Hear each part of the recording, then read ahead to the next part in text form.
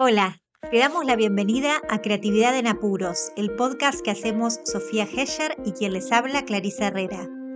Si tenés un emprendimiento, generás contenido en las redes o simplemente querés mejorar tu performance creativa, este es el espacio para vos. Con la mirada de las neurociencias vamos a hablar de procesos de creación y de obstáculos y de soluciones prácticas para generar más y mejores ideas. Bueno, Sofía, el desafío de crear junto con otros. Hemos escuchado muchas veces, muchas teorías respecto de la creatividad nos dicen que, sobre todo en los grupos, donde se tiene que estimular la innovación y la creatividad, cuanto más diversos sean los grupos, las personas, los perfiles, mejor. Pero esto, la verdad que conlleva, ¿no? Ciertos desafíos cuando nos toca trabajar con otros que son completamente diferentes o que están, o tienen otras reglas para las cosas, otros pensamientos, otros imaginarios sobre cómo funcionan las cosas. O sea, puede ser muy bueno en términos del output final, pero quizás el proceso puede ser complejo o no. Eso es lo que vamos a conversar hoy. Es que uno de los temas que estuve leyendo mucho últimamente son muchos estudios sobre cómo los grupos y los equipos chicos crean nuevas ideas, cómo son los procesos creativos. Y algo que me llamó mucho la atención es que hablan de que el equipo, así como cada uno de nosotros tenemos como una especie de espacio mental en donde vamos procesando las ideas y creándolas, el equipo es como que para poder pensar ideas en conjunto necesita generar como ese espacio grupal de ideas. ¿Viste ese momento donde con otra persona entramos en flow, empezamos a conversar, evaluar miradas, ideas, puntos de vista y de repente hay como algo como una sincronía, algo que baila en conjunto? Bueno, eso es algo que tiene que suceder, pero lleva cierto tiempo y cierta madurez. ¿Qué pasa cuando empezamos a co-crear con otras personas, pero sobre todo con aquellas personas que son muy diferentes a nosotros? Cuando nos vamos más a lo que es ciencias del comportamiento, esta disciplina que estudia mucho los sesgos cognitivos, aquellas inferencias o trampitas mentales que hace a veces nuestro cerebro, que de hecho es la que forma los estereotipos, hay dos en particular que hacen que esta co-creación pueda ser más difícil, esta danza con el otro. Y uno que a veces no es tan nombrado, pero que para mí es un problemón en el mundo de hoy, es el sesgo del endogrupo-exogrupo. Ujú. Parece como nombre raro, ya lo sé, pero voy a ponerlo en criollo. Los míos versus los otros. Sería. Es esto que nos sale de ser muy buenos, empáticos, un montón de cosas con mi grupo, con aquellas personas que son parecidas a mí, pero que cuando a una persona la identifico como si fuera de una tribu diferente, que de hecho esto viene biológicamente desde ahí, lo veo como amenazante, ¿no? Como algo, sí, que puede ser una amenaza, como un peligro, y hasta desconfío de esa otra persona.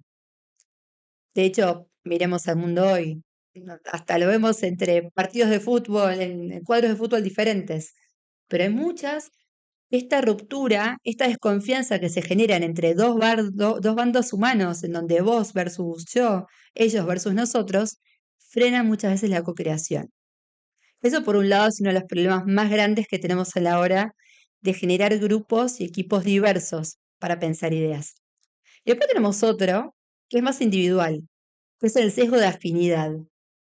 Ese momento cuando por ahí fuiste a la facultad, a la universidad o al colegio y de alguna manera rápidamente terminaste sentada con tus amigas que pesas que de repente sentiste que eran parecidas a vos. Afinidad. Es esto de que nos sentimos más cómodos con aquellas personas que son más parecidas a nosotros. Eso de tengo piel, enganché rápido, esas personas que a veces es con quienes elegimos sin querer ir a crear ideas. Lo que pasa es que muchas veces te toca con quien te toca también, ¿no? O sea, en un equipo de trabajo, y más si es que se está buscando la diversidad, te puede tocar con alguien completamente diferente con el que no tenés afinidad. Pero antes de esto me quedó para preguntarte. Por un lado, uno quizás tiende a pensar que con quienes es más afín o se lleva mejor, todo fluye más. Por supuesto, el trabajo también, cuando te llevas mejor con tu jefe, sos más parecido, tenés más ideas en común, compartís imaginarios, uno tiende a pensar que te llevas mejor, pero eso en realidad es igual a decir, bueno, vamos a tener un, no sé, un output creativo exitoso, digamos, necesariamente, o nada que ver. Pasa que hay como dos cosas diferentes. Una cosa, esto que yo hablo de los grupos, endogrupo, exogrupo, es cuando se crea una narrativa de un grupo versus otro. Y es como que empieza a aparecer, está estudiado por la teoría de los juegos, empieza a aparecer esto de la competencia, de que naturalmente nos surge esto de yo compito contra el otro equipo, en lugar de ver cómo nos podemos sumar para generar algo mucho más superador. Pero es una narrativa que se construye en eso. Después tenés la segunda, que es la dificultad de crear entre diferentes personas diversas de distintos lugares, que por ahí no tienen tanta piel, generar ese espacio seguro, donde empiezan a generar esas palabras en común. Hoy en día se habla de la seguridad psicológica, que es este clima y esto donde uno se siente que puede decir cualquier cosa sin que otra persona tome una represalia negativa sobre nosotros, que podemos tomar riesgos. Entonces ahí tenemos que generar ese otro clima. Pero son estas dos, como por ahí son diferentes niveles, que son las que tenemos que sortear a la hora de realmente poder generar ideas diferentes en equipo que se necesita. Además también tenés otro problema. Muchas veces, sobre todo en las organizaciones, no solo organizaciones, piensen en el sector público, piensen también en los problemas más urgentes de la humanidad. Todos los problemas más urgentes necesitan que grupos humanos diferentes co-creen y ejecuten. No solo piensen ideas, sino que después las lleven adelante en conjunto. Si solamente un grupo de personas las pensó, es más difícil que el otro después quiera ejecutarlas también. Entonces también viene de ese lado. Claro, y me imagino grupos que si son muy homogéneos, estén dejando afuera las realidades heterogéneas, desde una persona con discapacidad a cuestiones de género, a cuestiones de clase social, ¿no? Si uno quiere llegar a una mayor cantidad de gente y es un grupo perteneciente a una cierta élite el que está pensando eso, es difícil, ¿no? Como que decir que el resultado de eso va a poder ser aplicado a un otro totalmente diferente, ¿no? Exacto, sí. Y acá lo hemos visto en diferentes, por suerte hay mucho aprendizaje en este terreno. Creo que todavía hay un sector donde no lo hemos pasado, pero sí hay aprendizaje en todo lo que se llama diseño participativo. Ajá. Por ejemplo, una vez habíamos trabajado en un proyecto donde había que diseñar eh, cómo trabajar con comunidades vulnerables en el norte de Argentina para que ellos mismos identificaran cuáles eran los problemas más urgentes de su comunidad. Pues si no, uno de afuera va y dice, sí, vos necesitas acceso al agua potable, y por ahí la comunidad había identificado, no, tenemos un problema de inseguridad, necesitamos trabajar esto. Porque también es esta idea de que las comunidades puedan construir sus propias soluciones con todo un ecosistema que trabaja en conjunto.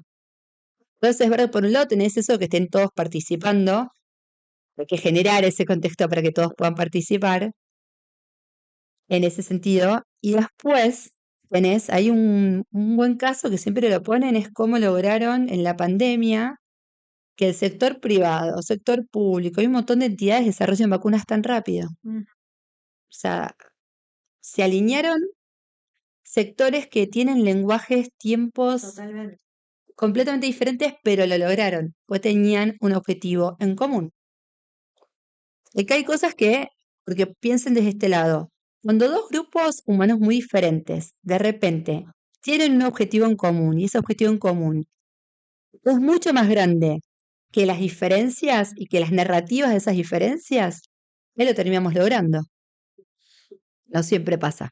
No, no siempre pasa, pero ese ejemplo es paradigmático, obviamente del objetivo humanamente superador que había, pero no deja de ser un gran ejemplo de que es posible, ¿no? De Sí. que desde que si desde arriba hacia abajo se traza la estrategia correcta, y el objetivo es compartido, se puede conseguir. Me quedé pensando en algo cuando vos hablabas a la hora de crear con otros, del entorno psicológico. También tiene que ver con las distintas personalidades, ¿no? De cómo poder de alguna manera hacer un terreno homogéneo. Vos decías esto de no, no temer a decir lo que uno piensa o cómo ve algo, no sé, por cómo puede reaccionar otro que tiene otro background diferente.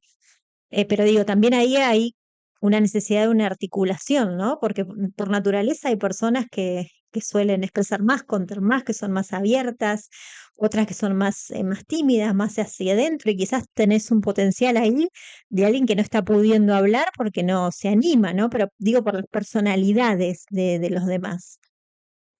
Tal cual, le trajiste un muy buen punto, porque como equipos, un gran, algo que vemos constantemente es haber pasado que entraron en una reunión de trabajo de 2 horas, que se tiraron ideas, se habló, se masticó, se fue eso, el otro, y a veces uno queda como abrumado, sintiendo que no llegó a ningún lado.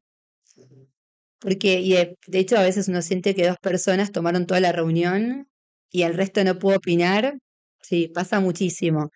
Porque muchas veces lo que tenemos que aprender está la parte emocional, obviamente, para yo animarme a desafiar, para animarme a decir ideas diferentes, pero también es ordenar el proceso mental que hacemos de la información. Porque a veces hablamos del momento de diverger, bueno, ahora tiremos ideas, ahora pensemos, ahora volemos, y ya está. Y ahora pensemos cuáles todas estas ideas disparates que sacamos, cuáles son las conclusiones, cuáles vamos a llevar adelante y cómo. El equipo se tiene que ordenar, tiene que dar turnos de alguna manera, porque si no es información que va, viene, cruza esto, lo otro. O sea, no es solamente es el plano de la información y también el plano emocional. Y no sé si queda más claro en eso. Sí, definitivamente queda claro. Por un lado, la combinación de esta cuestión que tiene que ver con la personalidad, pero por otro, yo te escucho mucho hablar, porque es uno de los temas con los que vos trabajás diariamente con personas y organizaciones, que son las fortalezas, ¿no? Entonces, también a la hora de crear con otros, hay una manera quizás más óptima del funcionamiento de ese grupo que tiene que ver con esa combinación, ¿no, Sofía? Y acá viene porque por eso es tan importante, a ver, una persona no es creativa o no creativa. Todos nosotros podemos aprender a gestionar nuestra creatividad, nuestro proceso creativo, porque el proceso creativo requiere diferentes habilidades. Al proceso creativo hay un momento de curiosidad que vas a buscar información, hay otro momento donde pienso muchísimas ideas, que es la divergencia, otro momento donde pienso cómo estructurarlo, otro momento de llevar a la acción. Todas estas etapas, todas estas acciones requieren habilidades diferentes. A ver, por ahí cada uno de nosotros lo podemos hacer, pero no hay nada mejor que cuando ponemos un equipo a personas que esto les sale naturalmente. Juntás al naturalmente curioso, con el que naturalmente puede estructurar ideas rápido, con el que naturalmente ejecuta muy rápido, ¿no? Y ahí sacamos estos equipos de alto rendimiento que a veces le dicen, a veces no solo en el trabajo, a veces en nuestra vida personal. Pero volvamos a lo mismo. Personas diferentes necesitan que generemos como si fuera una especie de jardín particular, como un pasto en donde nos vamos a sentar todos y nos sintamos cómodos para que le saquemos el mejor provecho posible a esa co-creación. También repito un poco el mito porque todos decimos, sí, es facilísimo, pero hay que trabajarlo. Yo que realmente creo, y esto creo es algo que te pregunto a vos, Clary, y abro como hasta el debate para que quieras después dejarnos comentarios, que una de las habilidades del futuro, del presente en realidad, pero que si como humanidad no logramos trabajar, es cómo co-creamos proyectos, ideas y soluciones con grupos humanos que son realmente culturalmente diferentes a nosotros. Lo estamos viendo, ¿o no? Si no empezamos a desarrollar, y esto no es solo mediación de conflictos de paz. Por eso es que empecemos de lo chiquito, de cómo gestiono la co-creación en un equipo diverso, pero vamos a tener que ir más allá. Si no, ¿cómo vamos a sobrevivir como humanidad? ¿Cómo vamos a hacer? Además, pensemos, vuelvo a los problemas más urgentes, porque imagínense, les voy a dar un ejemplo, temáticas de economía circular, ¿no? Un problema que se sabe que tenemos son los plásticos en el océano, la isla gigante de plásticos. Para que uno pueda trabajar sobre esa parte, un montón de sectores se tienen que alinear. Intereses diferentes, personas diferentes, procesos diferentes. Podemos hablar de la pobreza, podemos hablar de las guerras, o sea, es el gran problema, pero ninguna de estas temáticas se va a poder resolver solamente de un lado.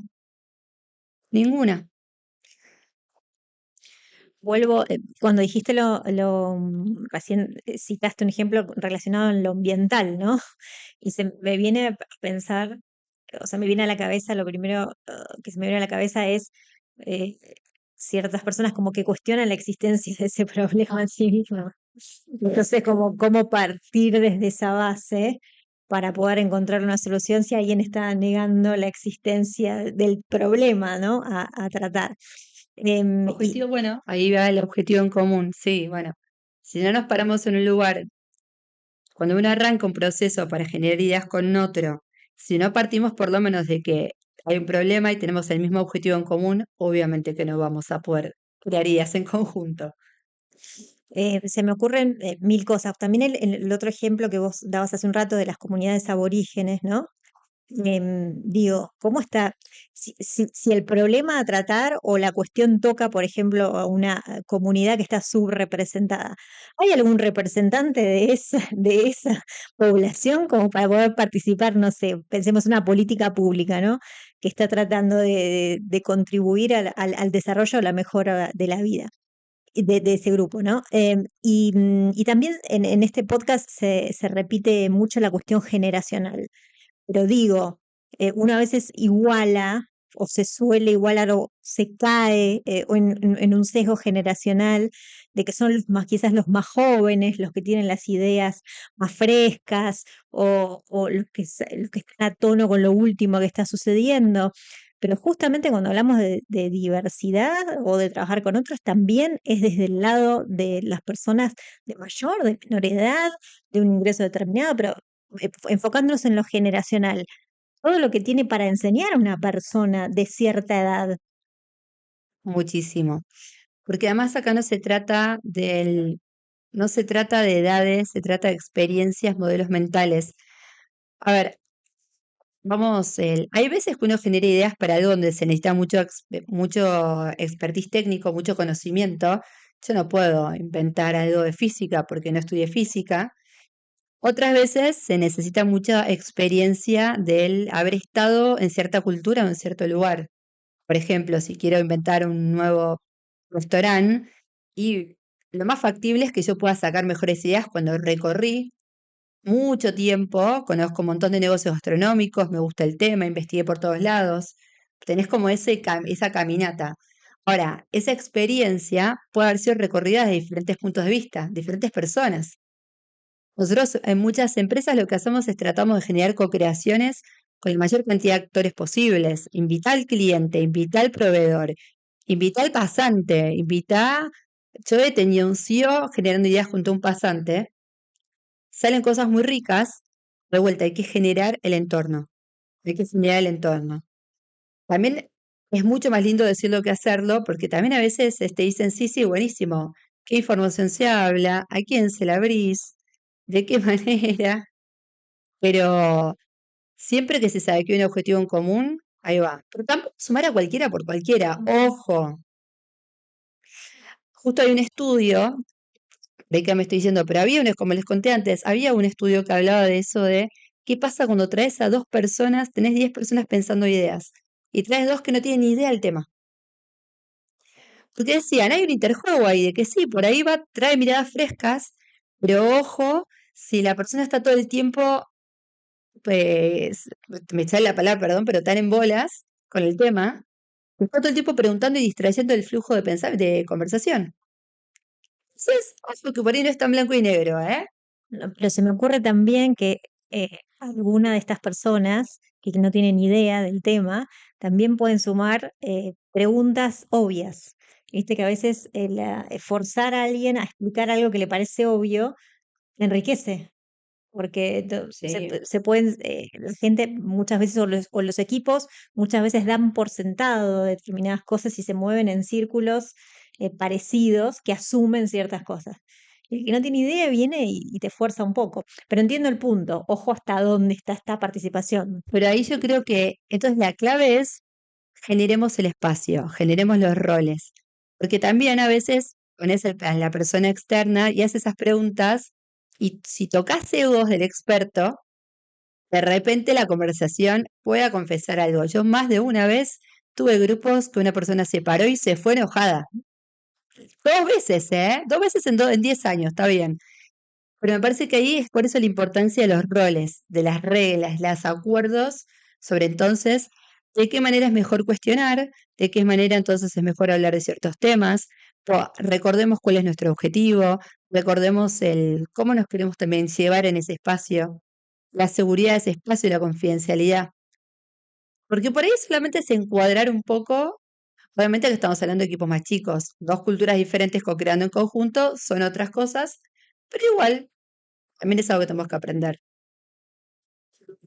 Bueno, nos llevamos entonces la idea del objetivo superador, ¿no?